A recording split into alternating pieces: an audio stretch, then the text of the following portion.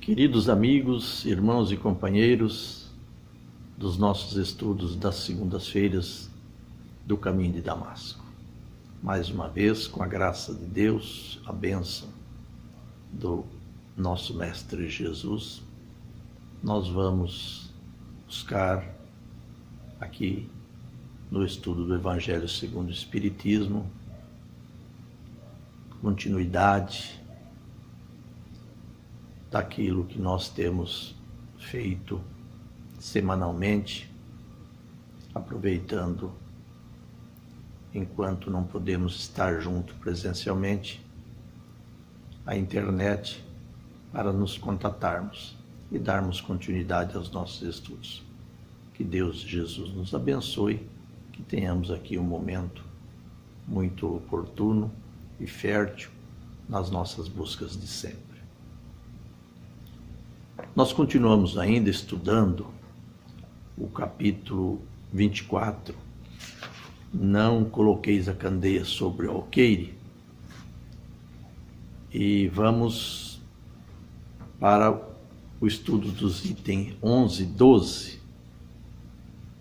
Os sãos não têm necessidade de médico. A passagem que Kardec colocou, iniciando aí o título, o item 11, particularmente, é de Mateus, capítulo 9, versículos de 9 a 13. E Jesus, passando adiante dali, viu assentado na alfândega um homem chamado Mateus, e disse-lhe: segue-me. E ele, levantando-se, o seguiu. E aconteceu que, estando ele em casa, sentado à mesa, chegaram muitos publicanos e pecadores, e sentaram-se juntamente com Jesus e seus discípulos. E os fariseus, vendo isto, disseram aos seus discípulos: por que come o vosso mestre com os publicanos e pecadores? Jesus, porém, disse-lhes: não necessitam de médico os sãos, mas sim os doentes. Ide, porém, e aprendei o que significa: misericórdia quero e não sacrifício, porque eu não vim chamar os justos, mas os pecadores ao arrependimento. Como dissemos, Mateus capítulo 9, versículos de 9 a 13. Para nós entendermos melhor e situarmos na história, vamos lembrar que a palavra publicano, fariseus, e podemos acrescentar aí portageiros também, encontram-se na introdução do Evangelho, revelando aí o significado dessas palavras. Publicanos eram os cobradores de impostos a favor da Roma, tanto na própria Roma, como também em seus domínios, como estava subjugado o povo judeu sob o domínio de Roma. Portageiros, que aí não significa, mas também eram aqueles cobradores mais simples, ficavam normalmente, segundo consta aí na introdução, nas entradas da cidade, também cobrando os seus impostos. E os fariseus? Os fariseus eram uma categoria do povo judeu, tido como senhores da lei, pois eles eram defensores árduos das leis que adotaram, sobretudo quanto à prática exterior. Eram ferrenho e muito praticante da exteriorização do culto exterior, observação do jejum, do sábado e outros mais, conforme constava das leis que eles seguiam. Eram chamados, muitos deles, doutores da lei.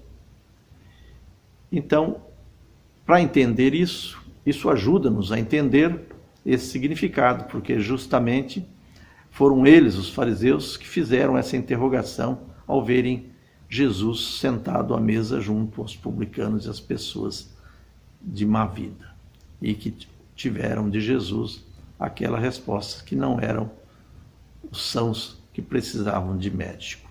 Utilizando esse livro, esse roteiro sistematizado da Boa Nova para estudo do Evangelho segundo o Espiritismo, aqui nós encontramos perguntas e respostas e fica mais fácil da gente entender essas lições.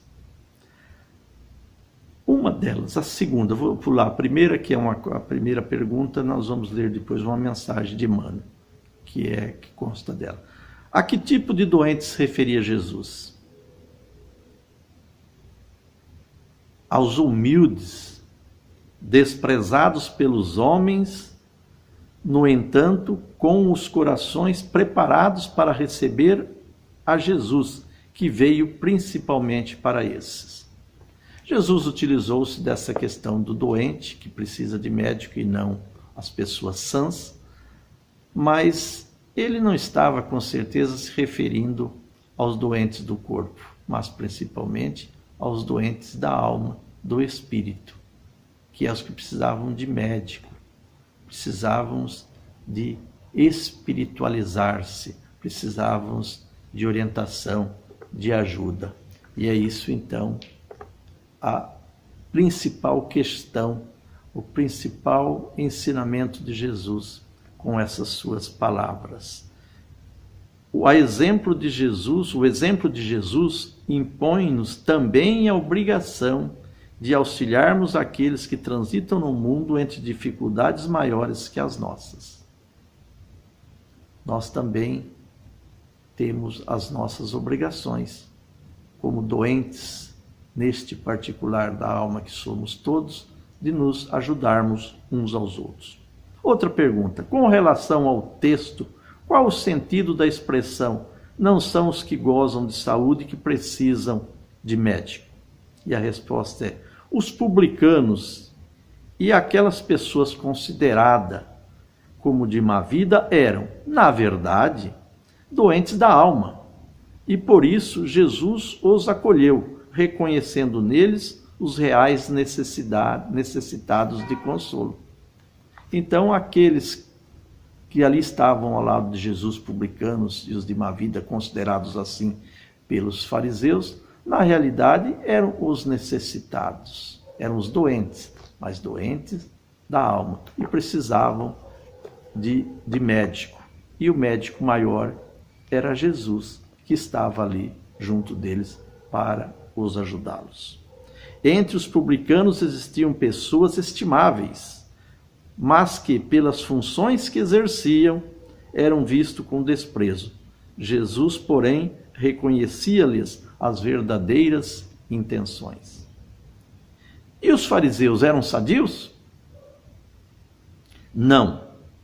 Demonstravam saúde e equilíbrio, padecendo, porém, de hipocrisia, uma vez que, contrariando o brilho aparente exterior, traziam no íntimo mal de difícil cura. Os fariseus, nós vemos nos evangelhos Jesus os chamando de hipócritas, porque eles mostravam aparecer. Tinham conhecimento, tinham sabedoria, conheciam as leis, mas apenas ostentavam-as, não vivenciavam. Na prática, não eram observantes das leis. Isso que levou Jesus a chamá-los de hipócritas. Então, não eram eles pessoas sadias, também eram doentes da alma. Mas a diferença é que, ao contrário dos publicanos e os outros demais, não buscavam pelo auxílio, pela ajuda. Não estavam preparados, não queriam, não aceitavam a ajuda. É como o doente que não quer receber ou tomar o remédio. Jesus, que prezava sobretudo a simplicidade e as qualidades da alma, se aplicou durante toda a sua missão a lhes desmascarar a hipocrisia. Com respeito aos fariseus, né? Jesus quis desmascará-los. Eles que estavam ali, como em muitas outras vezes, criticando os demais, na realidade eram os verdadeiros doentes. embora ainda não possíveis ou preparados em condições de receber o devido remédio. No item 12, continua Kardec. Jesus se dirigia sobretudo aos pobres e aos deserdados, porque são os que têm maior necessidade de consolações. Aos cegos, dóceis e de boa fé, porque pedem para ver, e não aos orgulhosos que creem possuir toda a luz e não ter necessidade de nada. Essas palavras, continuam Kardec, como tantas outras, encontram sua aplicação no Espiritismo. Admira-se, por vezes, que a mediunidade seja concedida a pessoas indignas e capazes de fazer mau uso dela. Parece, disse, que uma faculdade tão preciosa deveria ser atributo exclusivo dos mais merecedores.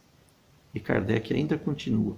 Digamos primeiros que a mediunidade se prende a uma disposição orgânica, da qual todo homem pode estar dotado, como a de ver, de ouvir, de falar. Não há uma da qual o homem, em virtude de seu livre-arbítrio, não possa abusar, e, se Deus não houvesse concedido a palavra, por exemplo, senão aos que são incapazes de dizer coisas más, haveria mais mudos que falantes. A mediunidade, como todos os outros dons que nós temos, são concessão divina, e cada um faz o uso que o seu livre-arbítrio lhe permite. Bom uso ou mau uso é uma deliberação nossa, pela qual nós iremos responder. Tudo são ferramentas para que nós aproveitemos para o bem.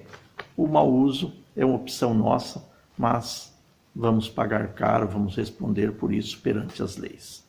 E as perguntas que nós encontramos neste livro continua. Por que Jesus não buscou os mais intelectualizados e destacados socialmente? Porque só se encontra a verdade com um coração simples. Eis porque ele bendisse a Deus por tê-la revelado aos pequeninos e ocultados aos sábios. Jesus buscou, como sabemos, entre os humildes, os simples e os humildes, não entre os orgulhosos. Os pequeninos, como ele disse das criancinhas, são aqueles que estão com o coração aberto para receber ajuda, orientação. O orgulhoso não dispõe dessa condição. Portanto, Jesus, conhecedor das qualidades do povo, se dirigia àqueles aonde ele podia levar de forma proveitosa os seus ensinamentos. Ele ia aos doentes, mas aquele doente que estava em busca do remédio e da consequente cura.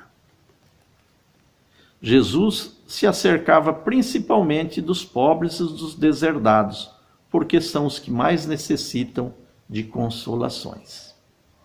O fato de Jesus preferir as pessoas tidas como de má vida significa que ele não preza a virtude? Não. O que Jesus recusa é a ostentação da pureza, que muitas vezes não passa de aparência, orgulho e falsidade. É o que nós vimos com as passagens do fariseu, que estava orando e batendo no peito, dizendo que observava as leis, jejuava, guardava o sábado, e o pecador, orando ao seu lado, falava, não sou como aquele pecador. Batia no peito, se engrandecia, se envaidecia. E o pecador, o que fazia? Pedia perdão a Deus, perdoa, Senhor, a minha inferioridade, os meus pecados. E Jesus disse, qual dos dois recebeu a benesse da sua prece, da sua oração. Foi aquele que se manteve simples, humilde, reconhecendo as suas limitações, e não aquele que se enaltecia, o fariseu. Portanto, muitos que apresentam virtudes são, na verdade, falsos, hipócritas. Foi o termo que Jesus usou justamente para se referir aos fariseus. Porque Jesus dá ênfase e acolhe com destaque esse tipo de pessoa? Porque normalmente as pessoas nessa situação encontram-se sofridas e com o coração mais maleável para aceitar as diretrizes do Evangelho. Não esperam mais nada do mundo e por isso melhor se apegam ao amor de Jesus. As pessoas nas dificuldades, quando elas já manifestam no seu sentimento a crença, a fé em Deus, na justiça divina, mostram o coração maleável, de maneira a crer, acreditar e aceitar os desígnios da providência. Diferentemente daqueles que se encontram em condições melhores, aonde costuma despontar o orgulho, a vaidade, o egoísmo, e que se acham merecedores de todos os privilégios, se acham em condições melhores do que outros mais inferiores, que se julgam superiores.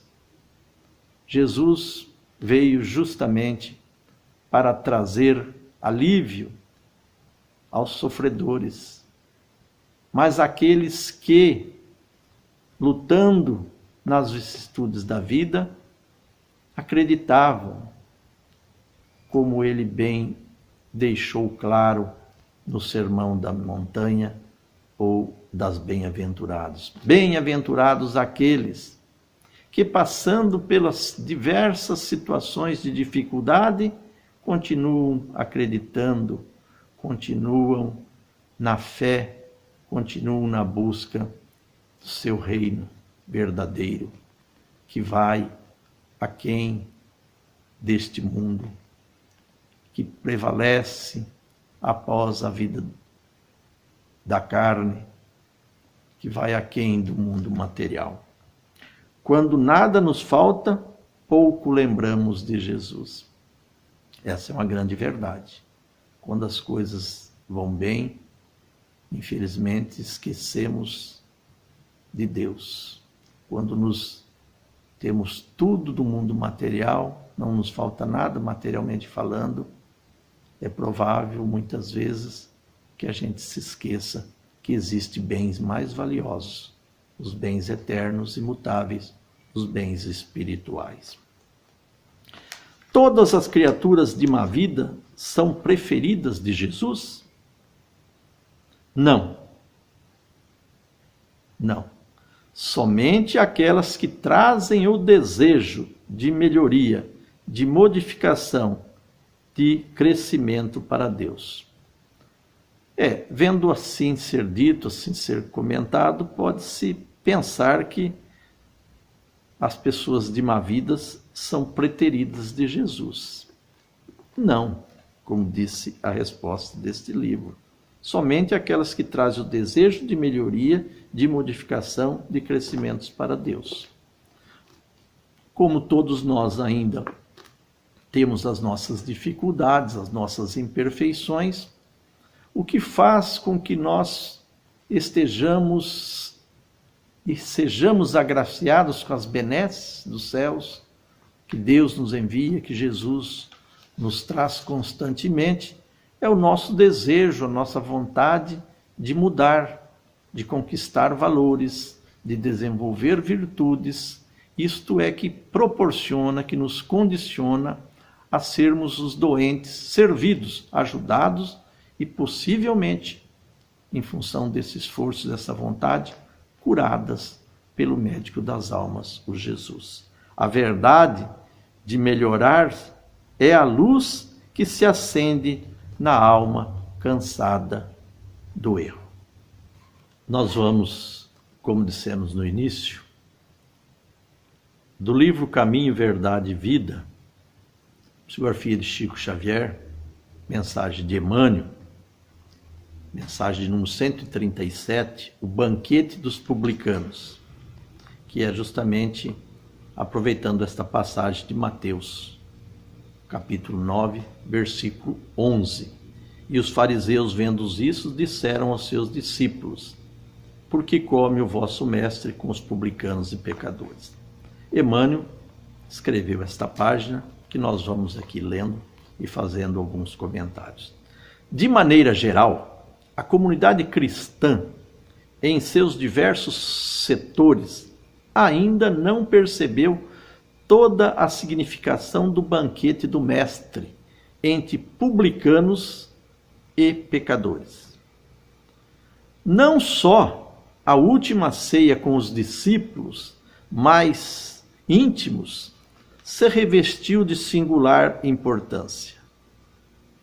Nessa reunião de Jerusalém, ocorrida na Páscoa, revela-nos Jesus o caráter sublime de suas relações com os amigos de apostolado. Trata-se do ágape íntimo e familiar, solenizando despedida afetuosa e divina lição ao mesmo tempo.